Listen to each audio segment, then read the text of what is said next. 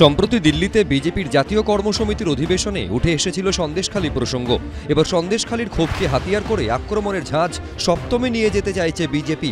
মার্চের শুরুতেই এক সপ্তাহের মধ্যে 3 দিন বাংলায় আসছেন প্রধানমন্ত্রী। এক সপ্তাহে দক্ষিণবঙ্গে 3টি সভা করতে পারেন তিনি। 1 মার্চ হুগলির আরামবাগে, 2 মার্চ নদিয়ার কৃষ্ণনগর এবং 6 মার্চ উত্তর 24 পরগনার বারাসাতে জনসভা করতে পারেন, যেখানে সন্দেশখালীর অভিযোগকারী মহিলাদের সঙ্গেও কথা বলতে পারেন প্রধানমন্ত্রী। পশ্চিমবঙ্গে দুটো জায়গায় উনি সভা করবেন, তার সাথে 6 মার্চ মহিলাদের সভা, সেখানেও নিয়ে আসবেন। অবশ্যই সন্দেশখালীর মহিলাদেরকে আমরা নিয়ে আসবো, নিয়ে এসে মাননীয় প্রধানমন্ত্রীর সাথে দেখা করাবো বা প্রধানমন্ত্রীর সভাতে ওনারা থাকবেন, তাদের কথা আমরা প্রধানমন্ত্রীর কাছে পৌঁছে দেবো। সেটা লিখিতভাবে হতে পারে বা ভার্বালি হতে পারে। অবশ্যই নিয়ে আসবো, কেন তারা নিজেরা আসতে চাইছে, আমাদের সাথে যোগাযোগ করেছে, তারা বলছে আমরা আসবো, প্রধানমন্ত্রীর সাথে দেখা করবো। 2021 সালে তো এসেছিলেন। 2021 সালে অমিত শাহ, নরেন্দ্র মোদী তারা তো ডেলি প্যাসেঞ্জারই করেছিলেন। কি রেজাল্ট হয়েছিল? মানুষ উন্নয়ন পেয়েছে, তৃণমূলের পাশে থাকবে, মমতা বন্দ্যোপাধ্যায়ের পাশে থাকবে। নির্বাচনী পরাজয়ের অভিযান শুরু করছেন পশ্চিমবঙ্গ থেকে, সেটা পশ্চিমবঙ্গ বুঝিয়ে দেবে। শুক্রবার সন্দেশখালী যাওয়ার পথে বিজেপির মহিলা প্রতিনিধি দলকে 52 কিলোমিটার দূরে নিউ টাউনের ভোজের হাটেই আটকে দেয় পুলিশ। ম্যাম আপনি কাগজ চেয়েছেন, ম্যাম আপনাকে কাগজ দেওয়া হয়েছে। সন্দেশখালীতে 140 করে আছে। গাড়ি সরকারি সন্দেশখালীতে 140 করে আছে। সন্দেশখালীতে 140 করে আছে। নিউ টাউনে কেন আমাদেরকে পুলিশ আটকালো? এবার কি করবে?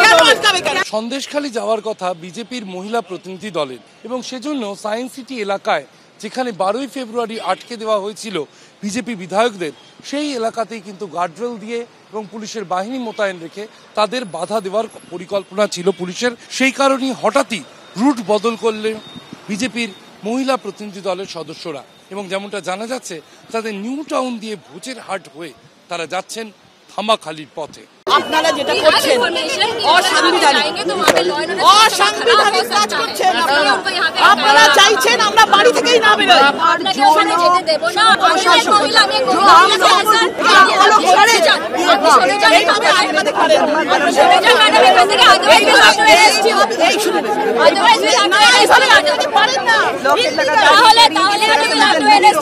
নাটক ফাটক করবেন না, নাটক করবেন ইল্লিগালি আপনারা অ্যারেস্ট করার চেষ্টা করছেন। এখানে আমরা কিছু ম্যাডাম ইল্লিগালি করছি না।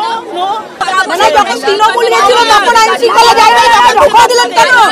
যখন তৃণমূল ছিল, যখন শাসক দল ছিল, তখন আপনি কোথায় ছিলেন? পুলিশ যখন লকেট চট্টোপাধ্যায়কে নিয়ে ব্যস্ত, তখন পুলিশের চোখের আড়ালে মহিলা মোর্চার সভানেত্রী ফাল্গুনী পাত্র সহ কয়েকজন সন্দেশখালীর উদ্দেশ্যে রওনা হন। ধামাখালি পৌঁছতেই তাদের ফের বাধা দেয় পুলিশ। মমতা ব্যানার্জির আশীর্বাদে আছে, আর যারা আওয়াজ তুলছে সাংবাদিক থেকে, বিচারপতি থেকে, মহিলা থেকে, শিশু থেকে, প্রত্যেকেই পশ্চিমবঙ্গে আক্রান্ত। এই হচ্ছে পশ্চিমবঙ্গের স্থিতি। আমরা বলছি 4 জন যাব, তাহলে কেন আমাদের যেতে দেবে না? আমরা তো খালি হাতে যাব।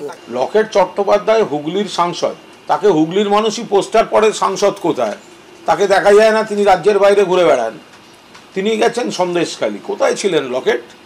উন্নাও হাতরাসের সময় কোথায় ছিলেন লকেট? মণিপুরে যখন মহিলাদের নগ্ন করে হাঁটানোর অভিযোগ আসছিল। ফলে এগুলো সব কম্পিটিশান চলছে নিজেদের মধ্যে। লকেট দেখছেন অন্য 2-1 মহিলা নেত্রী চলে যাচ্ছেন সন্দেশখালীতে, ছবি দেখা যাচ্ছে, উনি পিছিয়ে পড়ছেন, তা সেই জন্য তিনিও ছুটছেন।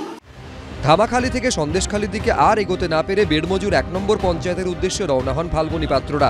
এদিনই সন্দেশখালীতে যান জাতীয় মানবাধিকার কমিশনের প্রতিনিধি দল। শিবাশিস মৌলিক, অনির্বাণ বিশ্বাস, ব্রতদীপ ভট্টাচার্য, এবিপি আনন্দ।